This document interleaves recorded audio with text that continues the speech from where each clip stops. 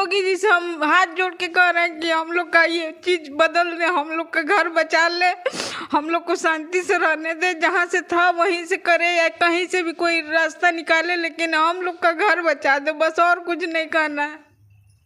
Sir Mahesh Kumar Jhunjhunwala. Mahesh Kumar Jhunjhunwala जुड़ गए हैं मेरे साथ, और मैं इनकी मकान दिखा रहा हूं कि ये मकान पहले नहीं जाती थी, लेकिन दूसरे अलाइनमेंट जब अलाइनमेंट चेंज हुआ दूसरा, तो उसमें ये मकान जाने लगी है। एक बार आइए सर, मैं आपसे मिलना चाहूँगा।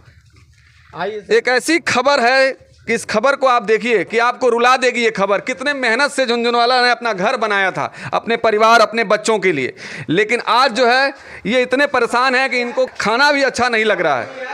जी, ये इनका मकान है, देखिए आप चारों तरफ से मैं दिखाता हूँ, और सामने जो है भगवान की मंदिर भी लगा हुआ है, ठीक है। और सबसे बड़ी बात है कि इनकी मैडम जो है दोनों पैर से है, हैंडीकैप्ड हैं, लाचार हैं, चल नहीं पाती हैं, और उनके लिए सारी व्यवस्था की। आप देख सकते हैं कि वो वीडियो में किस तरह से वो आ रही हैं। मैंने सर किसी भी तरह से इनके मुताबिक ये चल नहीं पाती हैं, ऊंचा नीचा चढ़ नहीं पाती हैं, तो उस हिसाब से एक लेवल में फर्श को बनवाया है, उसी हिसाब से इनके लिए कमोड वगैरह बनवाया है, बाथरूम में कुर्सी रखा है कि बैठ के नहाएं, ज़्यादा देर तक खड़ी नहीं रह सकती हैं, वॉकर के सहारे चलती हैं। यहाँ तक कि आप देख सकते हैं कि किचन में भी जो है कुर्सी लगा रखा हूँ मैं कि बैठ करके खाना बनाती हैं। और हम लोग सारा दोनों हमारे बच्चे और हम लोग मिल करके सारा सामान वगैरह पकड़ाते हैं, फिर अपना ड्यूटी पे भी जाते हैं।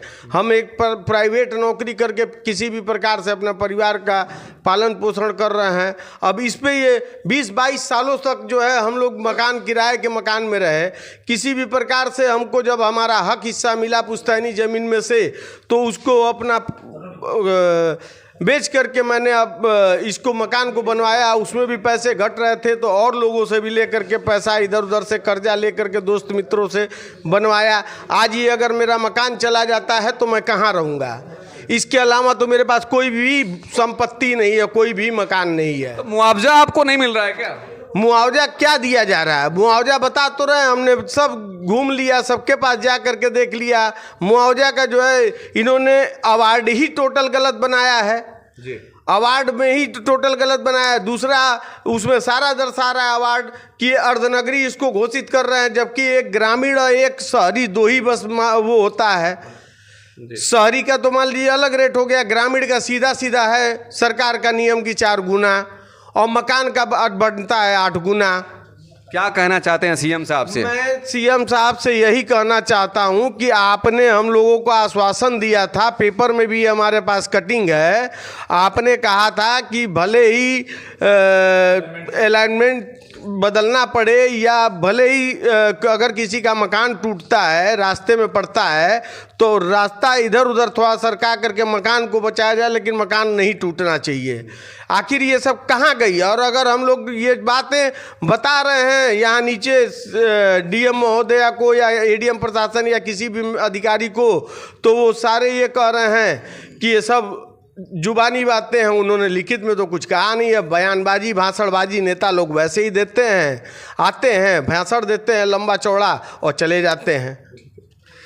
ये बयानबाजी और भाषणबाजी का बात जो है ना, उत्तर प्रदेश के मुख्यमंत्री की बात हो रही है, ठीक है। उत्तर प्रदेश के मुख्यमंत्री अगर कोई स्टेटमेंट दिए हैं तो उस पर बेकायदे यहाँ के अफसरों को पालन करना चाहिए, लेकिन वो बात स्वीकार करने को तैयार ही नहीं है। ये लोग परेशान हैं, क्यों ना परेशान हो, क्योंकि इनका घर गिर रहा है, ये बेघर हो रहे हैं। एक देखिए कि एक परिवार कैसे जीवन यापन कर रहा है, किस तरीके से इन लोगों ने अपने सारी सुविधाओं के लिए एक घर बनाया, लेकिन आज जो है इनका सुनने वाला कोई देखने वाला नहीं है। क्या नाम है मैडम आपका? रूमा झुनझुनवाला। घर गिर रहा है आपका जी, नोटिस आ गई है जी। हम उसीलिए हमको डिप्रेशन हो गया जी। हमको अच्छा नहीं लगता, इनको भी हमेशा परेशान रहते हैं, हमेशा। हम क्या बोले? अब ये घर कितना साल हो गया आपको यहाँ रहते हुए? 2 साल हुआ है। जब से पैर का खाली आया तो ऑपरेशन ही हो रहा था। अब किसी भी तरह चल रहा है, तब सुनने घर जाएगा। हम लोग तो खुद ही परेशान है, क्या बोले। सब तो ये वो करते हैं, अब यहाँ दौड़ते वहाँ दौड़ते, लेकिन अब कुछ समझ में नहीं आ रहा कि घर चला जाएगा तो हम फिर कैसे क्वार्टर के घर में रहेंगे, कैसे करेंगे।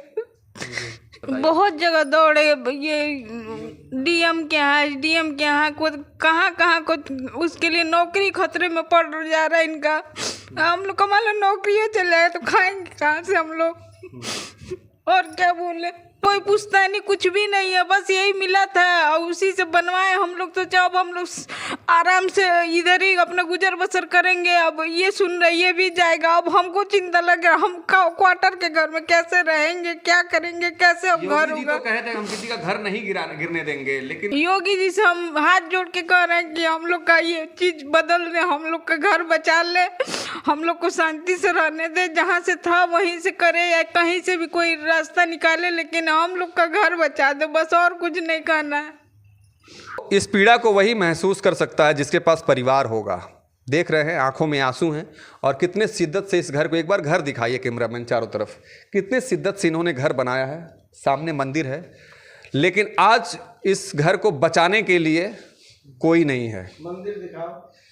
इस घर को बचाने के लिए कोई नहीं है। घर तो छोड़ दीजिए, इनकी बातें सुनने के लिए इस जिले में कोई प्रशासनिक अधिकारी नहीं है जो उत्तर प्रदेश के मुख्यमंत्री तक इनकी बात पहुंचाए। आप बयान तो दे देते हैं, लेकिन क्या उस बयान पे वो कहते हैं तुम्हारे फाइलों में गांव का मौसम गुलाबी है, लेकिन ये दावे बिल्कुल झूठे हैं, ये बातें किताबी हैं। अगर सच जानना चाहेंगे तो आके देखिए कि कैसे लोग पीड़ित हैं, किस तरह से लोग परेशान हैं, लेकिन सिस्टम उनकी आवाज़ को सुनने वाला नहीं है। नमस्कार। हम लोगों ने लगभग 60 पन्ने का जो है पूरा ज्ञापन बना करके सारा कुछ उसमें जानकारी देते हुए, अलाइनमेंट वगैरह सब कुछ जानकारी देते हुए हम लोग माननीय सांसद महोदय जी के यहाँ भी गए और उनको दिया गया, तो उन्होंने साफ कह दिया कि अलाइनमेंट के लिए मैं कुछ नहीं कर सकता और आप लोग कृपया यहाँ से चले जाइए। उन्होंने हम लोगों को मुश्किल से 2 मिनट भी समय नहीं दिया और समझिए कि एक तरह से मतलब बेइज्जत करके निकाल दिया, भेज दिया, वापस लौटा दिया। अगर माननीय सांसद महोदय इस चीज़ को संज्ञान में लेवे तो ये बात गडकरी जी तक और सीएम साहब तक पहुंच सकती है। हम चाहेंगे मीडिया से कि कम से कम सांसद महोदय और विधायक महोदय जी को जागृत किया जाए कि ये आगे इस बातों को बढ़ावे।